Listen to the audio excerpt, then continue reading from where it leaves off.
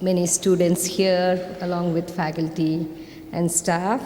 So I want to say thank you to Mrs. Carolyn Smith, Vice President for Student Services, for inviting me. And it is my honor and delight to extend a very cordial welcome to you all for this very important meeting here at Northern Caribbean University. Special greetings to you all from the Division of the University Administration and Academic Affairs. When I was invited, I went to the website of Office of the Political Ombudsman, and I saw great work being done by this office. And I applaud our honorable political ombudsman, Mrs.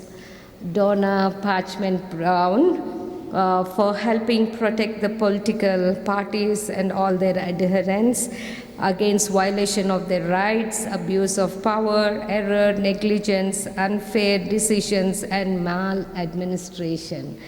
That would impact on the overall administration of the country and its advances. Also, for positively influencing the growth and development of a transparent and efficient system of governance in Jamaica, in accordance with the agreement and declaration of political conduct in Jamaica. I really applaud you, ma'am, and your office.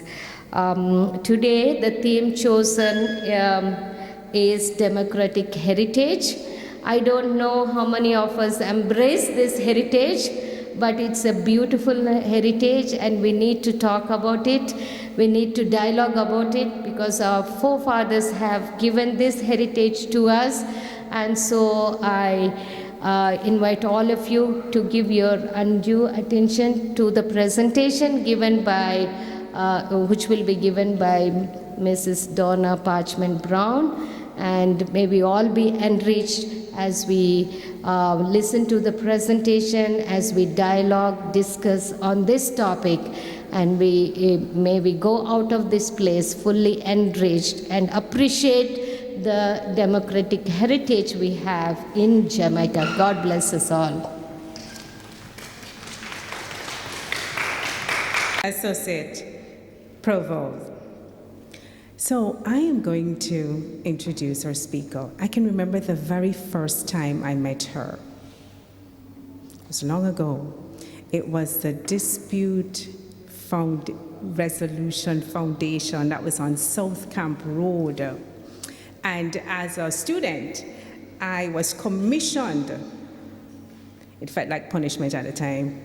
But we were commissioned to go to the Dispute Resolution Foundation to observe. And I was just amazed to just watch you in action. Yes, because at that time, and I suspect you will tell us a little bit about what was that part of your history.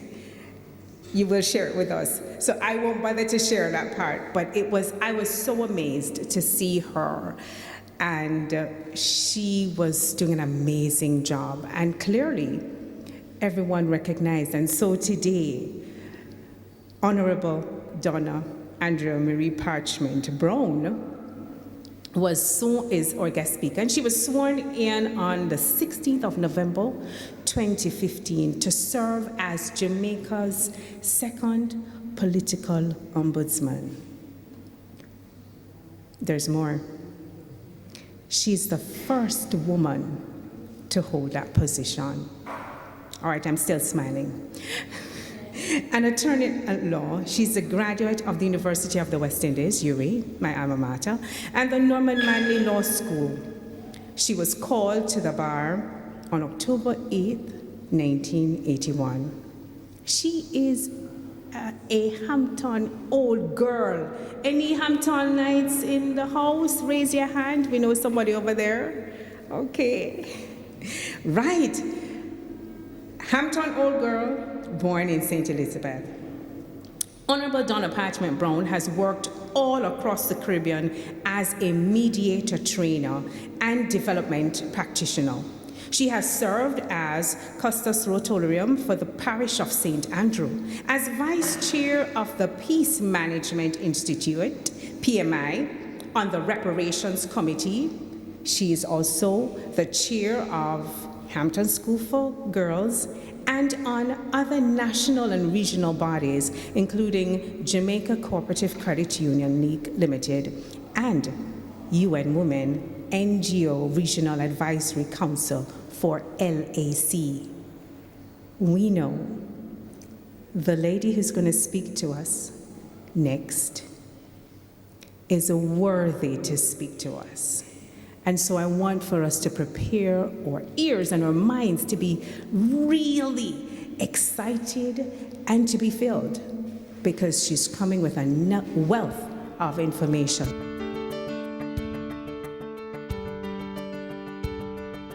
Good morning, everyone. Good morning.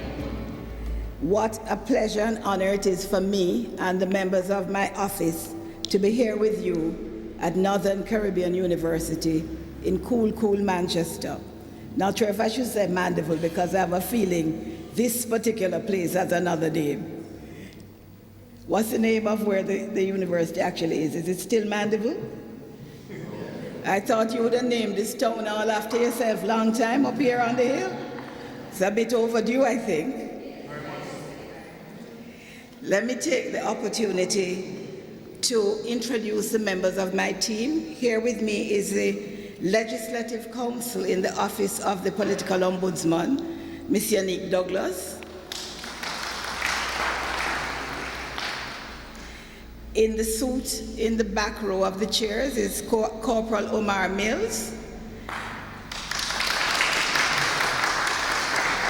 And standing at the back of the room is Mr. What's your name again? Andrew Shaw. Mr. Andrew Shaw. Thank you for your very kind welcome, and to come after that beautiful rendition, we all will remember that if we trust in him, we can trust in his unfailing love, and therefore face every challenge with confidence. Thank you so much for that. There is a PowerPoint presentation, but I don't want it to be too long and too PowerPointy. I'm hoping to integrate some conversation in the presentation. I'm really honored to have the students come out, because I know you have other choices.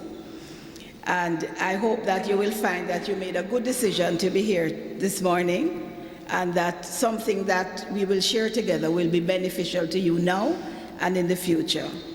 I'm grateful to the members of the administration, the faculty, and the staff who have joined us as well, and I look forward to your sharing what I say today with other students, and also catching me up where I'm wrong, because I know there's a lot of expertise in this room, and I'm grateful to share that space with you.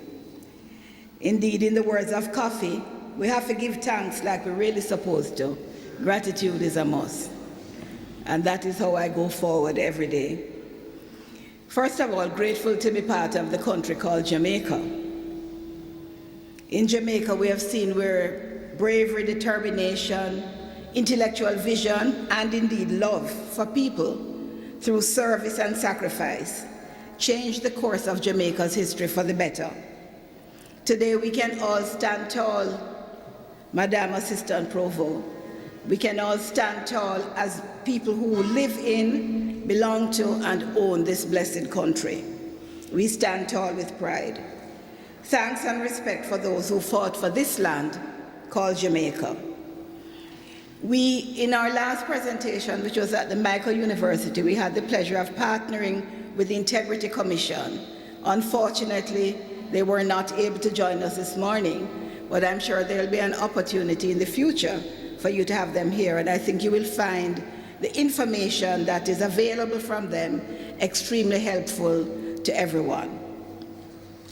They, like the Political Ombudsman, are a commission of Parliament, and I'll talk a little bit more about that later on. And I want to, in beginning, to really applaud the leadership of this university, the student government, and the dedicated and committed teams here at the university, because you have ensured that this institution remains recognized as a premier institution of higher learning, offering superior training and education to young professionals to allow them to live in Jamaica and around the world, contributing positively. Tied into any heritage and into our democratic heritage is the matter of respect for self. And I think every day we see examples in Jamaica where it is clear that our self-respect is slipping. Our self-respect needs to be buttressed, and it is for that that we turn to you. We have work to do. Your work doesn't start when we go, your work starts now. And I'm always distressed when I hear people say young people are the future. Young people are the present. And they will have a longer present than us because we'll be gone in the future, but you'll still be here. So what we create now, you're a part of that creation, and we want to honor and respect that. Your individuality, your personhood, your integrity, whether you're dependable, whether you know how to work collaboratively, whether you're loyal to the nation or any other things, all these values that we hold dear in Jamaica are very well aligned to the values of the Office of the Political Ombudsman. Respect is a very good look for Jamaica, both that we respect ourselves and that others can respect us. So that's quite a bit of a journey for all of us. And I want to acknowledge that some of the participants today are online. And I think at this point it's good to say there's never anything that's 100% bad. COVID has broadened our horizons. So now we're doing all of these online engagements that allow us to include people who might otherwise not have been included. And so part of my thinking as political ombudsman going into that work is, what can I make of any situation that faces me? Now, you know, it's such a delight for me that our host today actually remembered me positively. And to be honest, I don't remember that engagement at all. Put it down to my age. You know, but that you would remember it and be smiling and be positive. That's an absolutely kind gift you have given me today. And when we think about ourselves and our development as a country and as individuals, one of the things we need to think about is, what will people say about me when they see me in the future? And what will people say about me when they are speaking in my absence? What's the impression that I will give that they will convey to others and take away for themselves? November is a very important month in our calendar, and it follows Heritage Month of October, so it is most appropriate that I am discussing the democratic heritage with you during Youth Month, and I think also Parents Month, and I think we're celebrating something else. But the main one, as far as I'm concerned, is Youth Month. At the same time as Jamaica 60 and the 20th anniversary of my office. And of course, UNCU have been around from what year? Who can tell me when it started? What, show of hands, and then I'll 1907. So I'm going to ask Mr. Shaw to just walk up with a water bottle and hand it to you for me, please.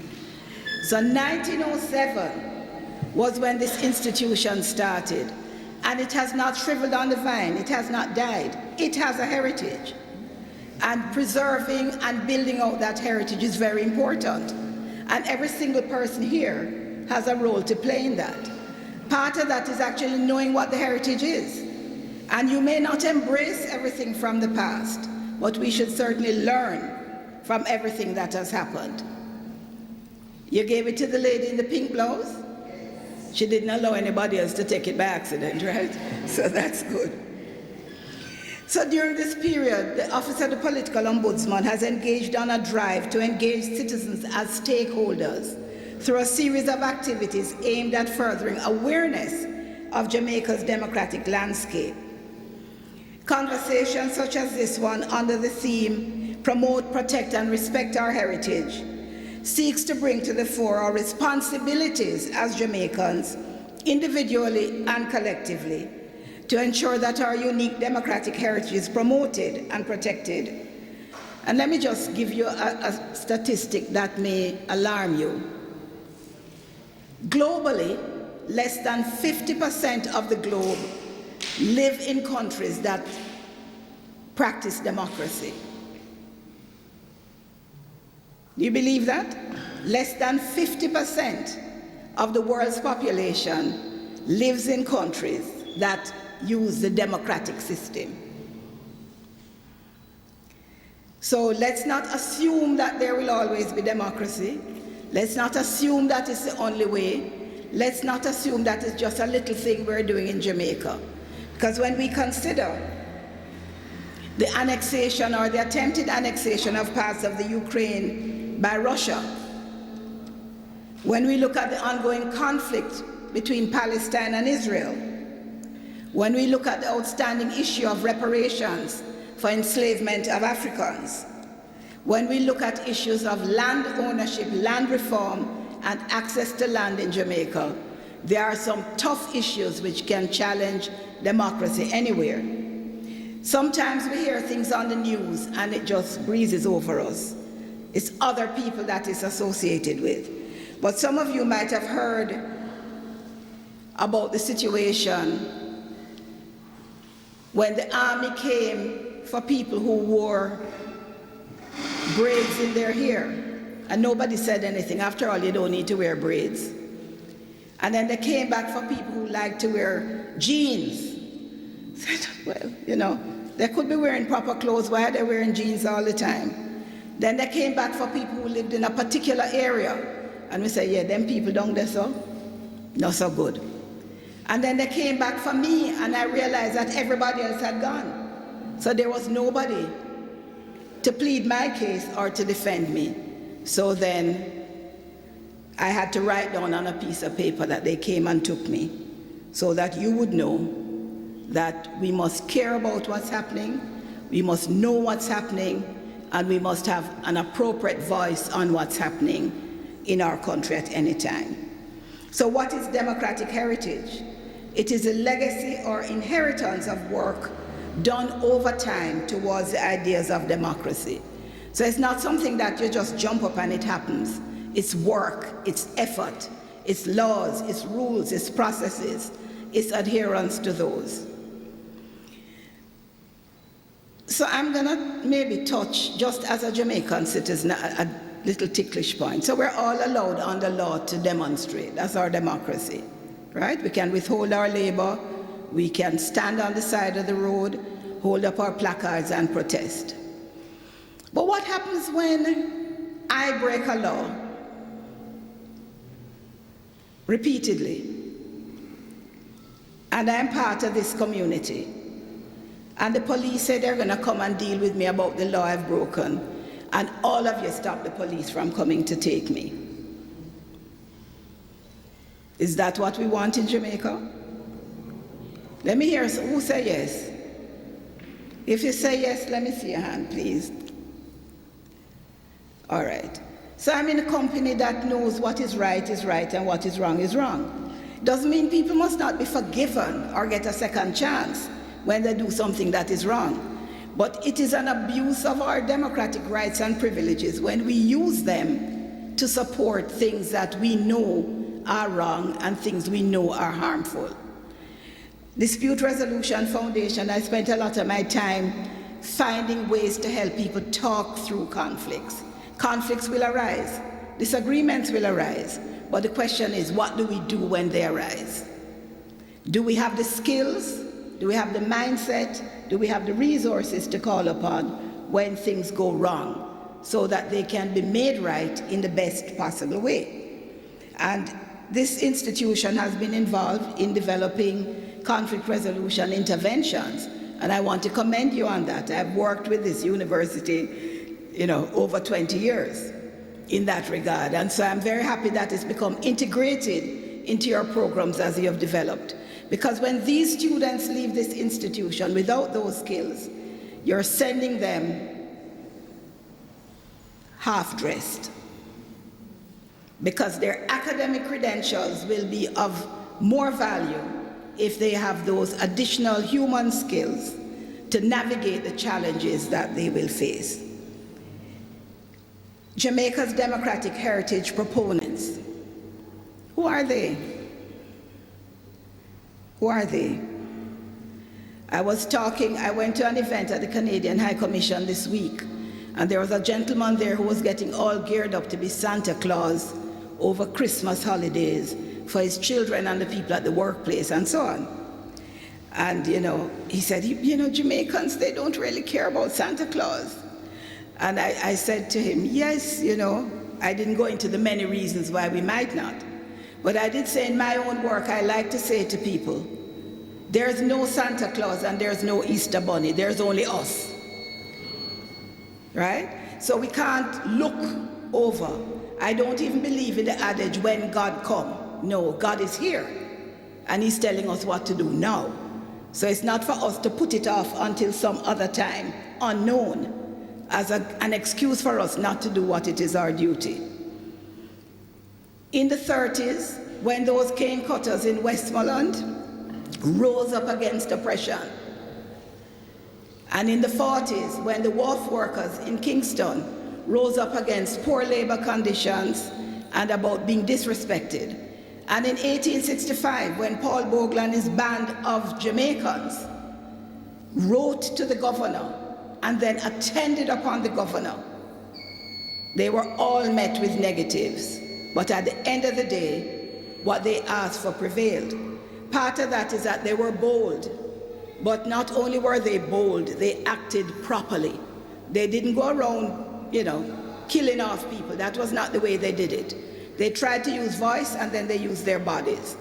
And out of that came the vote for us. So today we're an independent country and today we have the vote. But it was ordinary people, barefoot people, people who didn't know where the next meal was coming from, as well as the intelligentsia, who together have worked to create this country. And then what do? In 2020, only 37.8% of us bothered to vote. That's out of 100%. 37.8% bothered to vote. So we really just kicked over the stool called democratic heritage. We looked at the sacrifice of our forefathers and we said, that's a foolishness. Me can't bother. And so we didn't turn out to make a statement on what should happen in Jamaica. Indeed, of 1.9 million people eligible to vote, less than 750,000 voted. Now, I can't do maths, but if less than 750,000 out of 1.9 voted, can somebody over here tell me how many didn't vote? Show a hand, please. About 1.2 million. 1.2 million. All right, so Mr. Shaw, give him a bottle, please. I don't know if he's wrong or right, but he sounded confident.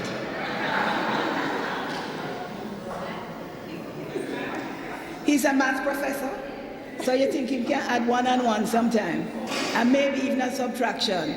I should ask the students because they may have a better handle on whether he can really add and subtract. 1.2-ish, like how it was 750-ish. So somewhere in ish, yes, that was the math I learned in school, the ish. So the challenge we face, not just in Jamaica, all of you may have been looking like me with fascination on the United Kingdom over the last 8 weeks. 3 prime ministers in 8 weeks. I think 5 prime ministers in 2 years. 5 prime ministers in 7 years.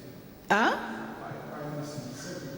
No, 7 too, but I could also say 4 years because it's not from the beginning, It's from the end of one to the current one. You didn't learn that, but I'm telling you, that is how you know. Political maths is a different kind of maths, right? Not the full term, but whatever part of the term. Thank you so much. So they had a lot of prime ministers, right? Because the system, they got discontented with one another. Things happened, and in the parliament, they made certain decisions that allow them to change the leadership. No, that's not ideal. What is ideal really is that there's a good election, good candidates come up, they're elected and they last their 5-year term. That they don't leave office because of questions of integrity or competence. These are the sorts of issues we want to promote as citizens. And what that means is that sometimes we have to understand how to protect democracy. And this is why protecting it through education is part of the work we're trying to do. So we think it's important that all of us, whether we're students or adults operating in the normal world as workers, that we should be taught the ideals of democracy, such as rule of law and good governance. We should be taught the importance of participating in electing a government. We should appreciate the values and privileges of citizenship. Be aware that there are challenges to democracy. I'd like somebody on this side to tell me what happened on the 6th of January 2021 in the United States. Did anything important happen on the 6th of January in the United States? Sir? There was a what? You said protest? Is there another word? Yes, a lot of people are aware, but please stand and let us all hear how you put it.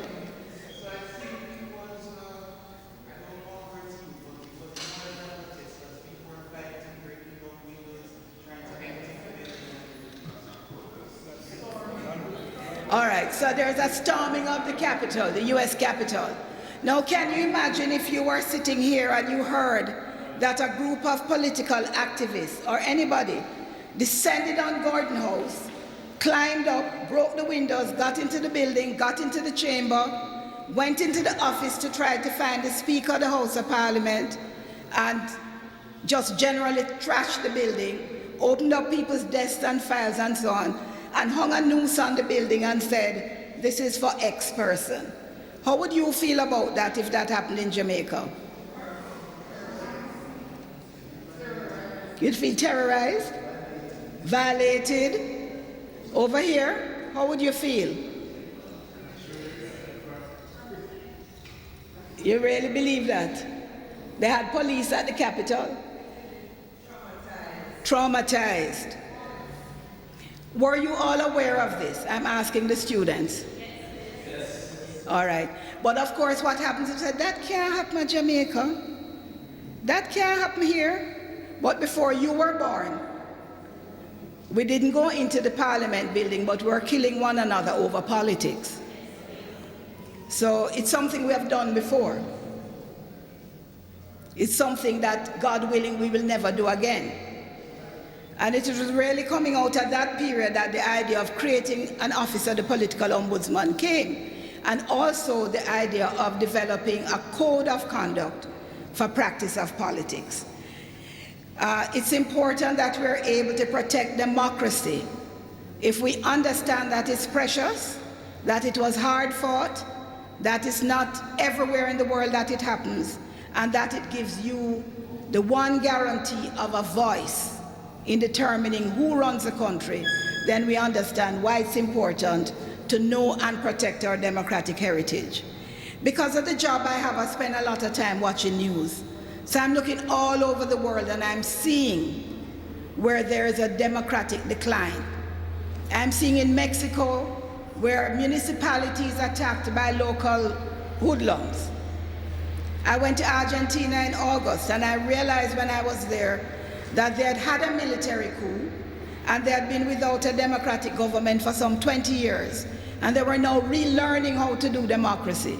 Their economy was fine, but people were not safe because military decisions. I went to a museum, which was originally a training institution for the military, including the Air Force. And I can't speak from my own knowledge, but I was told that people would be moved from one floor to the next and eventually to the basement. They would be put in the bellies of planes. Planes would fly over the nearest water and would return without them. It can happen. But even that is an extreme. That's not my concern, because I think that's an extreme. But here's the thing. Do you want to know that when you have an opinion on something, you can speak freely without being attacked or labeled as being political? Do you want to be able to engage in development of policies? Do you want to see good laws done that are responsive to the needs that you identify for yourself? Because the political parties in the parliament are able to talk with one another and listen to one another and work together to create outcomes that are beneficial for us as citizens. I think that's very important, and this is why protecting democracy through education is an important thing for me now. And speaking to each and every one of you here, but especially the young ones, I like to quote the poet Christopher Martin. He's one of my faves. I hardly ever make a speech without quoting him. And the part I like is, you're a big deal, and all of your friends, them a big deal too. You have to know that. You have to believe that. You have to deserve that. So we're giving it to you without your doing anything, you know. But when you get it, you have a job to keep it and to grow it. You're a big deal. Here you are, you're in the top 5% of Jamaica because you're here at NCU. Why am I keep bringing up these maths things? This professor will want to give me a failing grade again. But you're in a top percentage of the Jamaican population. Like me, you are privileged. And even if your parents don't own their home, even if you had to always eat what they grow on the farm, even if they didn't have a car, even if you couldn't go to foreign on holiday, even when you were wearing your brother or sister's hand-me-downs, today you're here. And that means you're among the privileged. And when you're among the privileged, you have a duty to the rest of us. You have a duty of gratitude to all those who make it possible, and you have a duty of giving back to those who have not yet come. Why am I come here telling all them foolishness here? Because you're enjoying yourself at university, liming and on your phone and chilling and studying and everything. Why you have to go worry about those things? Well, sorry. When the people say I saw the thing set, that is not what they mean, but that is what I mean. Right? We spend a lot of time talking about bad mind and this and that and a whole heap of rubbish, which only ends up separating us from one another. I don't want us to be separated. I want us to be closer. I want us, when we're adults and we're mentoring younger people, and every adult should be mentoring a young person. Intentionally. Because when you don't do it intentionally, you mentor them unintentionally, sometimes with some things you didn't realize they were seeing or learning. Because your brand is important. Each one of you represents your brand. You may not be aware of it. You may not have gotten there by active thought. But whether you like it or not, you have a brand. And people use that to analyze and assess you. In protecting democracy through education, I've shared with you some other institutions that are commissions of parliament. You've heard about them, and they've come about because Jamaica wants to be a decent country fit to live in. So it wants to create institutions that can strengthen democracy and strengthen the country. We need to understand the institutions and utilize them as appropriate. So the Electoral Commission, the Integrity Commission, the Office of the Public Defender, the Office of the Children's Advocate. These report to the Parliament. They don't report to a ministry. They don't report to the government or the opposition. They report to both of them, the parliamentarians in Gordon House. That is to allow them to be fair and neutral, where they're not being directed by any political authority in terms of carrying out their mandate.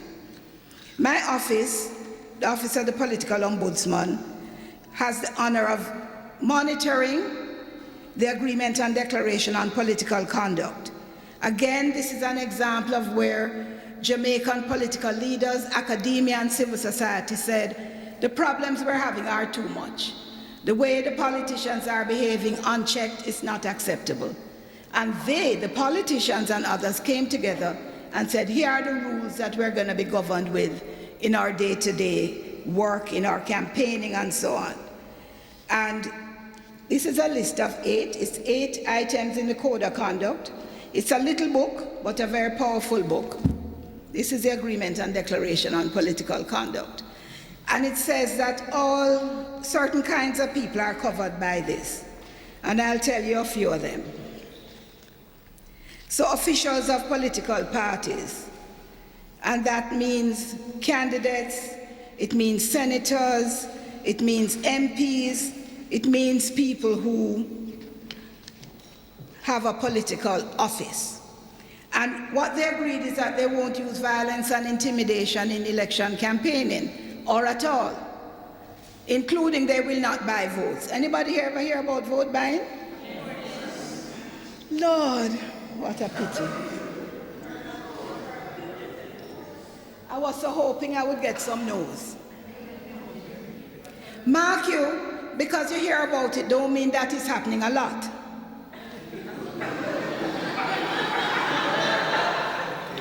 It's what kind of place is when you see a big woman and just laugh after her, so?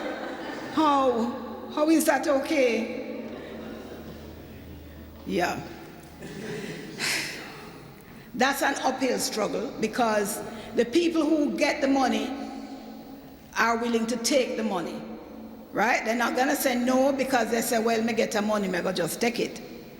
But they're not willing to come in and allow the work to be done that people can be charged and convicted for bribery. They're willing to tell me on the phone, they're willing to send me an email, they're willing to send me pictures, but no actionable details. And I understand why. Because people are afraid that there will be a negative consequence to making themselves visible in that space. And you know, it is unfortunate but true. But we have to talk against it at least. Let people in your family, in your circle of influence know that you don't agree with it. Because there's a way people have of saying everybody will do it. You ever hear that yet? Everybody will do it. So that's the justification. And you don't want to stand out like a sore thumb. But you know, sometimes a little sore foot here and there is good. It keeps people off you, as long as you know you're taking your medication, right? So be the one who is not popular.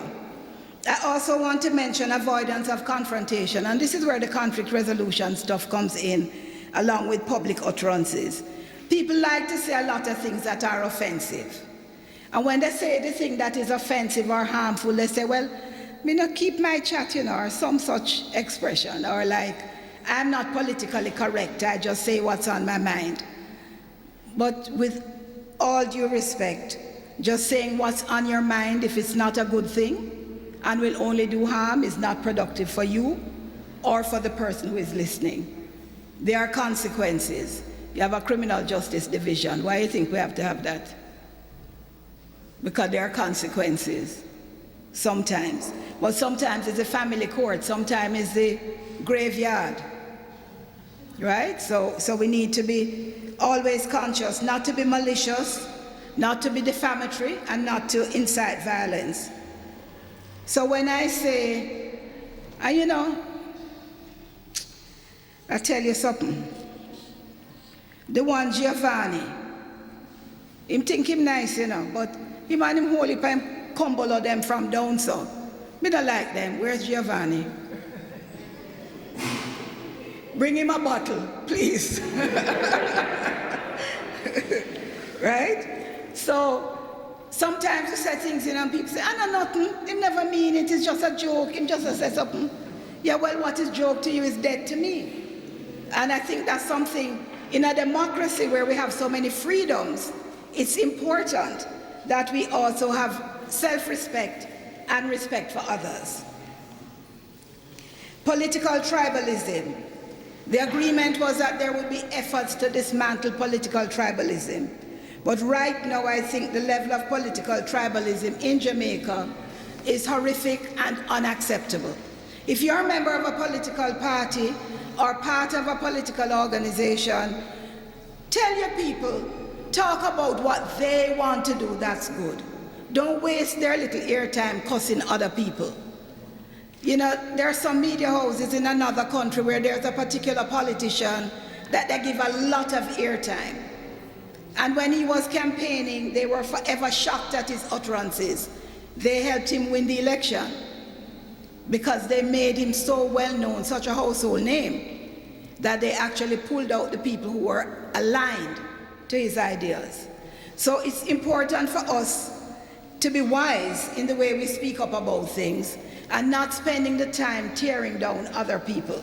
Because what we say and do is also a reflection on us, right? Because people might say, imagine such and such said such a thing. I would never have thought that such a person would say that. I'm not saying that the person they're criticizing is good, but I just think it's shocking that they would say that.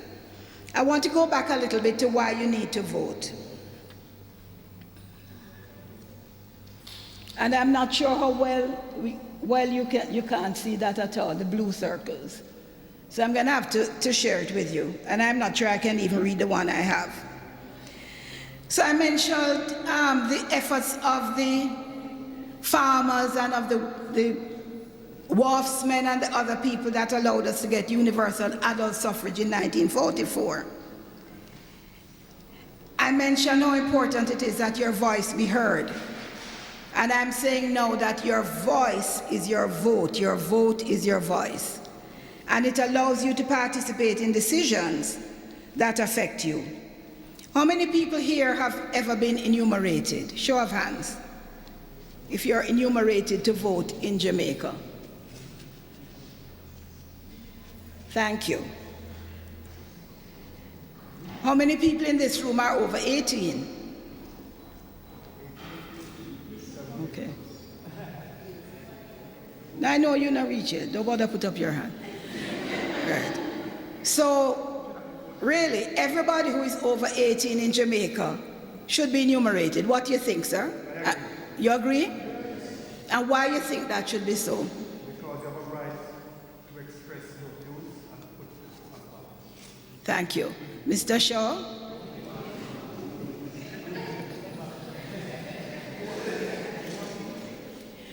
What does an election do? What is the result of an election? Gentleman beside Mr. Mills in the back, in the blue t-shirt, what happens when we have an election? What's the result of an election for a country?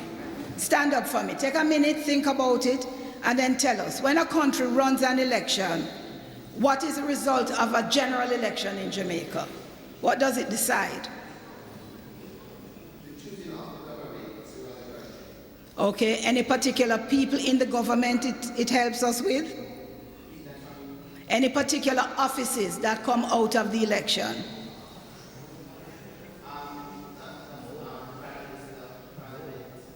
Okay, thank you very much. Mr. Shaw is coming before I've even said the word.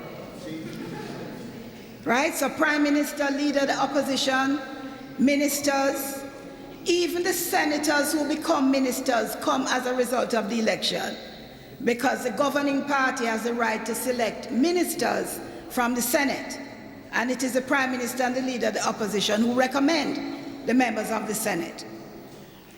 Now, this is so important because what happens is that elections are held and the manifestos don't come out till a few days before.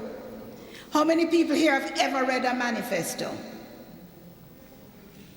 A few. Great. Wow.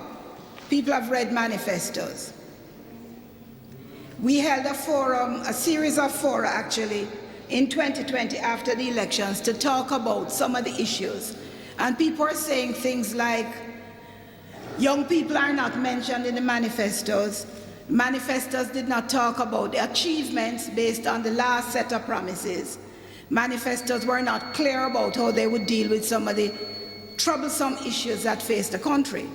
So it's good that some have read it, but the view is that it should be available earlier and it should be available in a format that allows it to be discussed and for people to make choices based on information. Because the election, while, you know, we have three branches, we have the legislative branch, the executive branch, and the judiciary. So let's skip over Government of Jamaica. That one is not correct. So the head of state is the monarch. I'm going to get in trouble now if I choose anybody. So let me ask now, at the back, with your bag on your shoulder, who is the monarch of Jamaica? Yes, sir, you.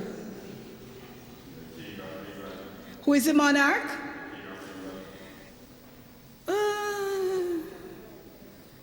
King of Jamaica, who also is the King of England. But do you know his name?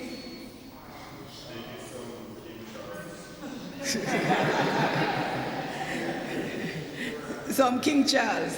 Yeah, I've heard people say Charlie is the king. Charles what? You're not sure which one? You just know it's a Charles. And so many people trying to help you.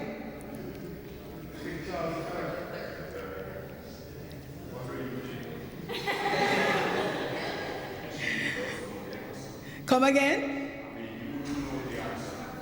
Who knows the answer? Me? I know the answer, so I'll know whether you're wrong or right. But I'm hoping you're right. And you did get Charles right, and you did get that he's a king. I corrected you to say King of Jamaica and of England, and your brethren help you with the third. All right? You're correct, no. King Charles III. King of Jamaica. And what, I worked him so hard, Mr. Shaw, please. The thing about it, and we all learned a lot after the death of Queen Elizabeth II. So everybody used to say Jamaica is, we want to be a republic or not. Jamaica is independent, but it's still ruled by the head of state, being the queen, now the king. But we didn't know we were in this little group of countries called realm countries. Did you know that before? You knew before? Really? Who said that? You knew we were among the REALM countries before the Queen died? Stand up, man, you're good. How come you knew? How you found that out? And is your lecturer here? Your lecturer not here? Online, still on the staff. I send in a bottle for the lecturer and one for you. So everybody knew we were in the Commonwealth, right? And people would say like we're in the British Commonwealth. Well, we're not in the British Commonwealth anymore. We're just in the Commonwealth, right? So it's not called British, it's now supposed to be Equal Commonwealth of Nations. But we're in that small group, I think, of about 4 countries who are independent, but not republics, and so still have the king as head of state. So in our system, we have the Governor General representing the head of state. Then we have Parliament, or the legislative branch. Then we have the executive branch, but there's a third branch. What is it? Boy, this is great. I particularly wanted to ask that because everybody know about the Prime Minister and the leader of the opposition. It is like nobody know about the Chief Justice. And at the end of the day, the judiciary looks at the laws and says whether the laws are consistent with the Constitution. And they also look at whether laws are broken or not. And so I think that's so important.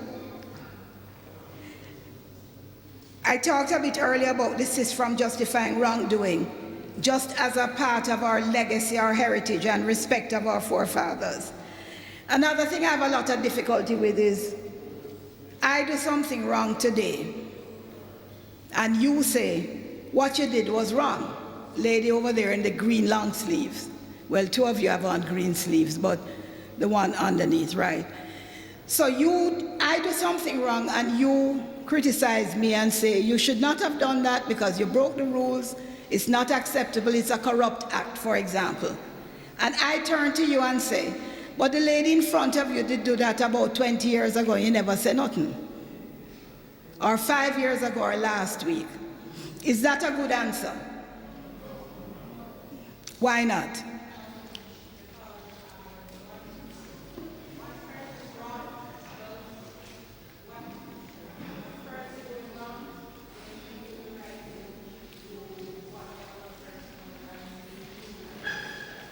All right, so we can't justify or excuse our wrongdoing by praying in aid wrongdoing of others. And we as citizens have to call that out. We have to say, no, no, no. We're talking about what happened today. We condemn what happened before, and we still condemn what's happening now. And in a way that, that attitude has contributed to what we call apathy. Where there is a lack of interest, enthusiasm, or concern for the country, where we're troubled with this low voter turnout, where people vote because they like somebody, not like what he or she has done, or they like a party, not what he or she is doing. And that's okay. But at the same time, we must be mature owners of the country to have information upon which we make judgment worthy of the sacrifice of our forefathers, so that we can say that we have honored their legacy, and we can remove distaste, disgust, and apathy from Jamaica to give us a chance to do what's so important, build brand Jamaica. Jamaica is perhaps the most admired country on planet Earth. There is a motto that we have officially which says, out of many one people. But honestly, the popular motto is, we little but we tallow. We little but we tallow. We box above our weight class. We are much bigger than you would expect of a country like this. Whether it's food, it's science, it's sports, it's technology, it's music, it's culture, religion, whether it is winning governorships in big countries, whether it is becoming vice presidents of big countries. Anywhere you go on planet Earth. I was in Argentina, I mentioned the sad part of the Argentina story. And I went to see a show one night at a place called Señor Tango. Tango is a dance that's very popular, and they put on these big shows. And tango is almost like a lament. It's a sad music, dance, culture. Anyway, the compere saw me in the crowd and came over and said so-and-so. Where are you from? Jamaica, Jamaica. The crowd, Jamaica. Do you have music there in Jamaica? Yes, we do. Do you do tango? No, we do reggae. Reggae, reggae, reggae, says the crowd. The man comes to me with a mic, and I just drop a one love. And the crowd was with me. Listen, we're big, Plenty people work for it long time. We have work to do now. We cannot, what they say? Them no want to plant the corn, but them want to raise the barn. We must be planting the corn now, tending the field, working with others to make it successful, because we are so blessed that the one and only living God said, you know what? I'm going to make a little place, and I'm going to make them call it Jamaica. Going to start it off as an ex-Jamaica. I'm going to make enough things happen there. And then I'm going to make some people, them different. Them combine a whole heap of wonderful things and some little mad things too. And I'm going to call them Jamaicans. And I'm going to let them live in that country and take care of it. And then I'm going to scatter them across the earth to show the world what life can be like. And that's us. I'm so blessed and proud to be a Jamaican and grateful to you for your kind attention this morning. We have something precious. Learn more about it, share your knowledge, and do what you can for every single Jamaican and for this land we love. Thank you very much. I'll take questions.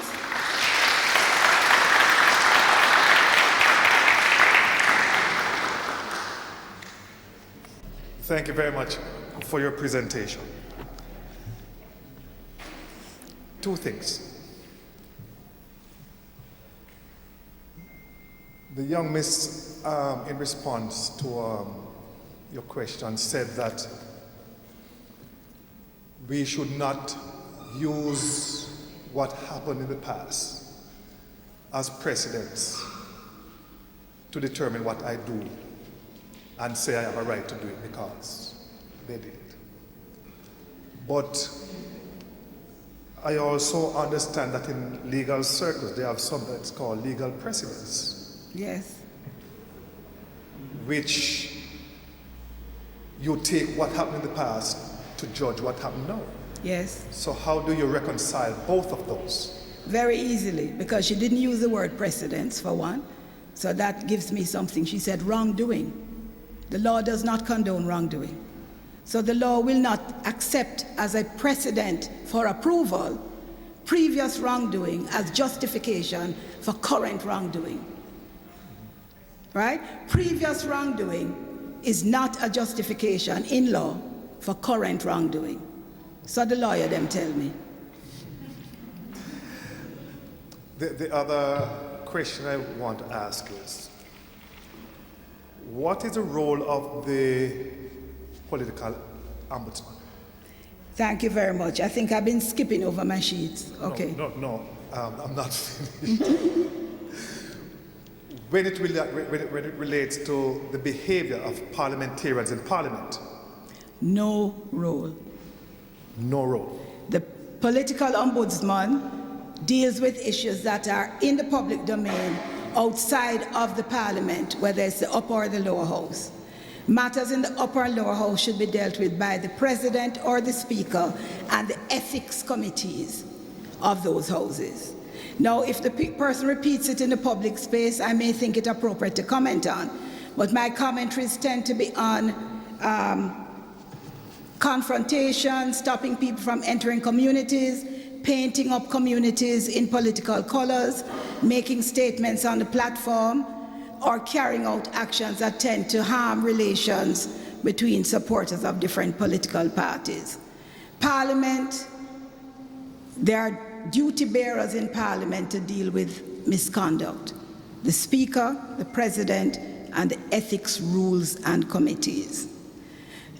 Generally speaking, all the issues that concern us are not handled as much as we need them to be. And I think that is where we still need to have a voice as citizens to say, I disapprove of that. We write our letters to the editor. We go to our community meetings. No, commentary is a different thing from pointing out people. Like, there's no point in going and somebody was cussing out somebody at a political meeting and you go somewhere else and cuss out that person. Well, that's not productive. But maybe a letter to someone. Maybe you went to school with some of them. And you can write them and say, brethren, when we were sitting together at Marymount Primary School, teacher like you, me like you, everybody like you. How you come bring me down so? I don't know it's who, but it's all right. Thank you very much. Yes. Any other questions or comments? Yes, actually. Oh. Thank you for the presentation. Very instructive. There's a sense, yes, I believe, that probably is even behind, for example, the scamming culture that is growing in the country. And the justification that many would feel as children is that those who are in power are using their positions to their advantage. The system is so set and structured to benefit the privileged percentage. And so you have to find a way to make life. And so even to the extent that we are advocating, you know, embracing our culture of democracy, you know, it could be seen as an attempt to control. Because if our minds are so conditioned as to acknowledge and subject ourselves to certain practices. And you know, when people are violating rules, where those who are put in power really don't have any and can't do anything, where rich people experience a different interface with law and order, it really gives that sense of hopelessness, which is probably why people don't vote, because it doesn't make sense. I have to find my way. How do we relate to that?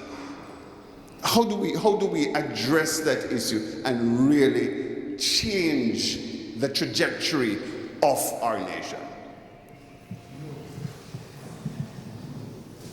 Thank you so much.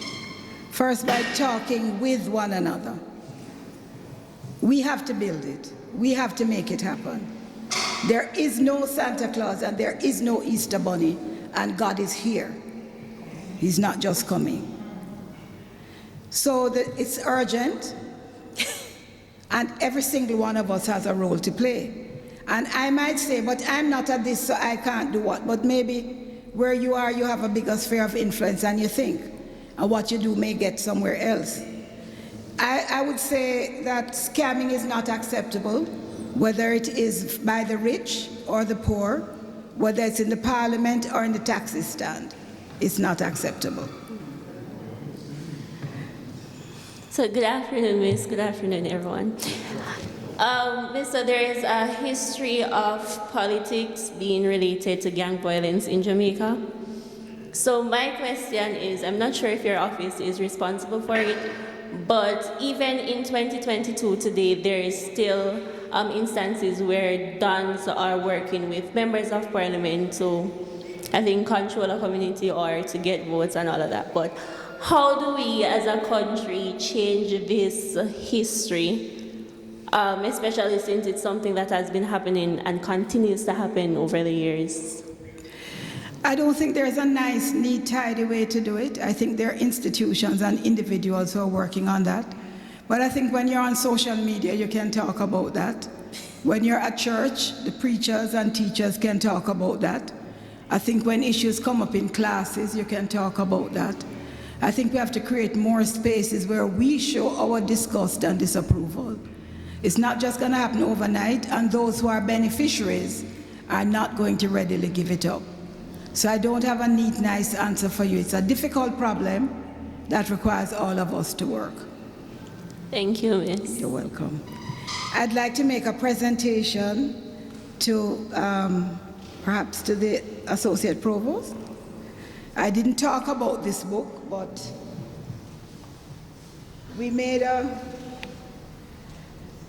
my office created this book, Jamaica Strong and Free, a civic education handbook, as a response to some of these challenges and based on the advice of some stakeholders. I hope this will be useful to you.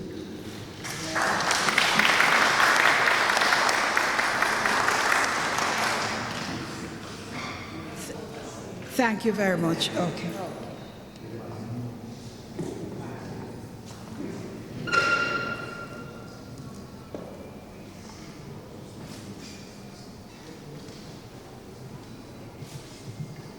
Thank you. Thank you so much. Please take a minute to look at our exhibition at the back of the room when you have an opportunity.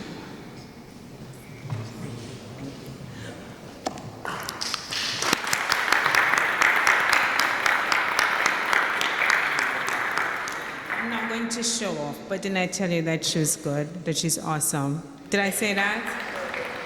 And I didn't really have to do no major introduction. Powerful woman, Honorable Mrs. Donna Parchment Brown. We are truly delighted. We have been fed today. We have been reminded that we are blessed to be a democratic country.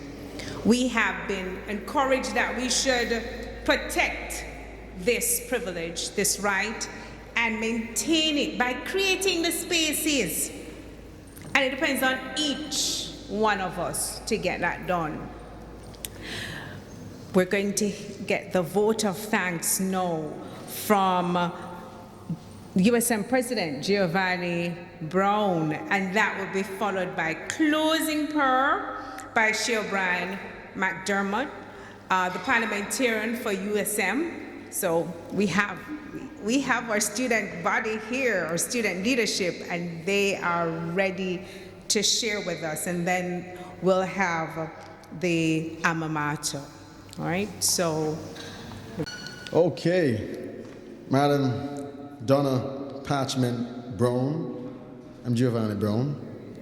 So apparently you're my cousin.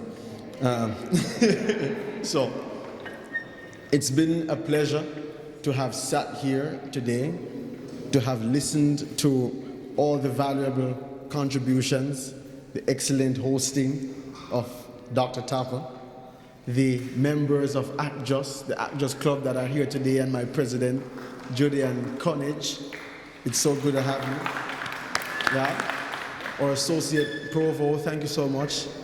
Dr. Paul for being with us, the beautiful singing from Jasmine, and the presentation par excellence of the Honorable Donna Parchment Brown. Thank you so much. I want everybody to just give you a big round of applause because you did a fantastic job, Doc. And there are two things from your presentation that jumped to my mind and they were rather broader lessons that I drew from it.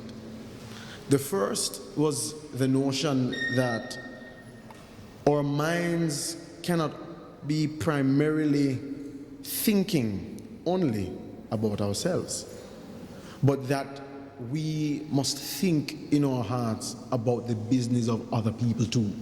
Because, you know, you just go ahead and you just leave it alone. Oh, that's happening over there. Until it ends up on your doorfront. And you have to deal with it. That was very big for me.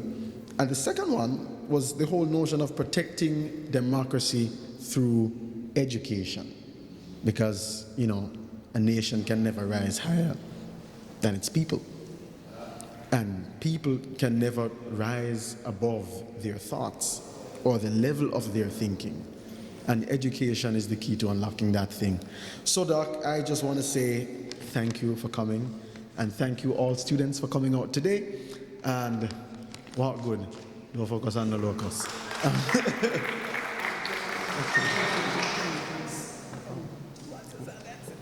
Okay.